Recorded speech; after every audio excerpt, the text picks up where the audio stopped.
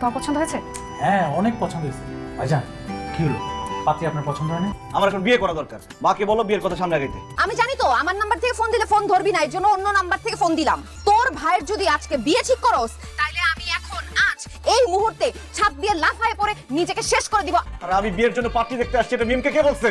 আমি বলছিলাম ভাইয়া ওটা জ্বালানোর জন্য। বিদায় পৃথিবী। এই দেখো বাবা, আমার মেয়েটা উপর দিয়ে লাফ দিয়ে পরে আত্মহত্যা করতে চাইছে শুধু তোমার জন্য। তুই লাফ দিস না, এই দেখ রাত চলে এসেছে, দেখ টাকা। রাজ তুমি বলো, তোমাকে ভালোবাসো, ওকে তুমি বিয়ে করবে বলো।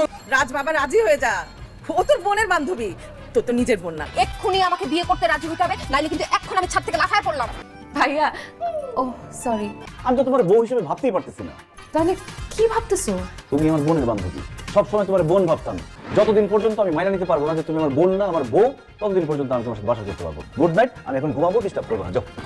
রাজ, বান্ধবীর ভাই বিয়ে করেও শান্তি নাই, আর